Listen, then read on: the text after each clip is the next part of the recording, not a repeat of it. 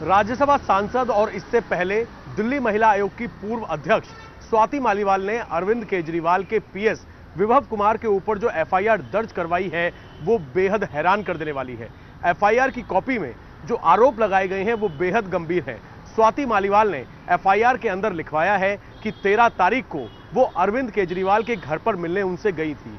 वो जब वहां पर पहुंची तो आमतौर पर जिस गेट से होते हुए वो कैंप ऑफिस की तरफ पहुंचती हैं वो वहां पर पहुंची और उन्होंने अरविंद केजरीवाल के पीएस विभव कुमार को कॉल किया, लेकिन उन्होंने कॉल रिसीव नहीं किया।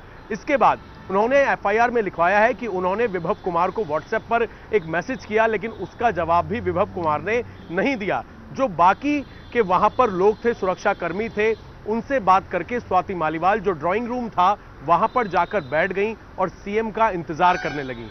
उनमें स्वाति मालीवाल ने शिकायत में यह भी लिखवाया है कि एक कर्मचारी ने बताया कि सीएम उनसे मिलने आ रहे हैं, जिसके बाद स्वाति मालीवाल इंतजार करने लग गई। लेकिन तभी अचानक से विभव कुमार ड्राइंग रूम के अंदर आए, बहुत तेज चिल्लाते हुए आए, स्वाति मालीवाल से बदतमीजी की और न केवल बदतमीजी की बल्कि उन्हें गालियां दी और उन्हें यह कहा कि हमारी बात तू कैसे नहीं सुनेगी। काफी तरह के अपशब्दों का इस्तेमाल किया गया। ये तमाम जानकारी अपशब्द जो है वो भी एफआईआर के अंदर लिखवाए गए हैं।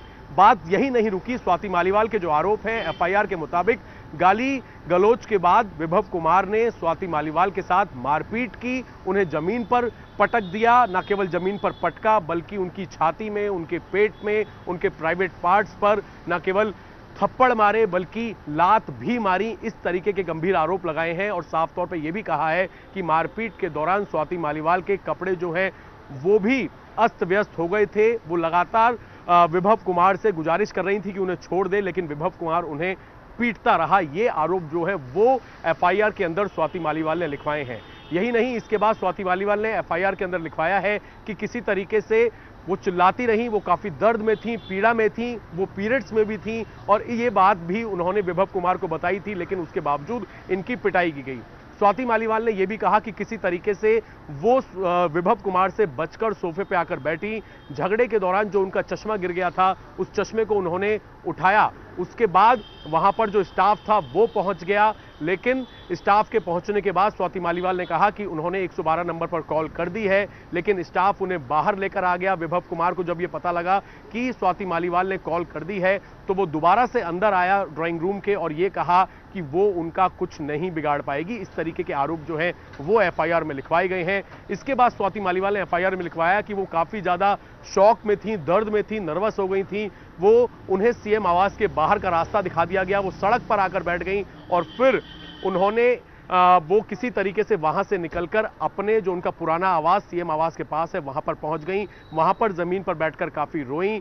फिर उन्होंने एक ऑटो हायर किया। पहले वो अपने नए घर जाना चाह रही थी, लेकिन हिम्मत जुटाकर वो सिविल लाइन थाने पहुंची, एसएचओ के पास बैठी। एसएचओ के सामने भी वो काफी रोई और पूरी की पूरी जो उनके साथ हालात हुए थे सीएम आवास में, जो मारपीट हुई थी, उसकी जानकारी उन्होंने एसएचओ को दी।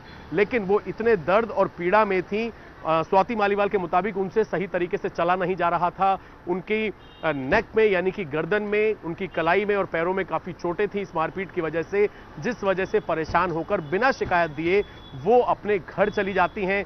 लेकिन 3 दिन उन्हें लगते हैं संभलने में और अब उन्होंने दिल्ली पुलिस के आगे, जब दिल्ली पुलिस की टीम उनके घर पहुंची, उन्होंने लिखित शिकायत तकरीबन 7 पन्नों की दी, जिसके बाद दिल्ली पुलिस की टीम ने इस शिकायत को एफआईआर में कन्वर्ट किया और जो सेक्शंस हैं विभव कुमार के खिलाफ वो बेहद गंभीर हैं। आईपीसी की धारा 308 यानी कि जान से मारने की कोशिश करना, गैर इरादतन हत्या इसे कहा जा सकता है, नॉन बेलेबल ऑफेंस है। इसके अलावा 354B यानी कि छेड़खानी की धारा, ये भी नॉन बेलेबल है। इसके साथ ही कुछ असॉल्ट के सेक्शन है जिसमें 323, 341, 506, 509 यानी कि धमकी देना, महिला के खिलाफ आपत्तिजनक भाषा का इस्तेमाल करना, ये तमाम धाराएं जो है विभव कुमार के खिलाफ लगा दी गई हैं और अब विभव कुमार की तलाश इस वक्त दिल्ली पुलिस कर रही है। 164 का बयान जज के सामने स्वाति मालीवाल का करा दिया गया है और अब पुलिस की कोशिश ये है कि विभव कुमार की, क्योंकि घर भी पुलिस पहुंची है, जल्द से जल्द विभव कुमार को पकड़ा जाए, क्योंकि उसके खिलाफ नॉन बेलेबल जो सेक्शंस हैं वो एफआईआर के अंदर दर्ज किए गए हैं। कैमरामैन राजीव वर्मा के साथ अभय पराशर, इंडिया टीवी, दिल्ली।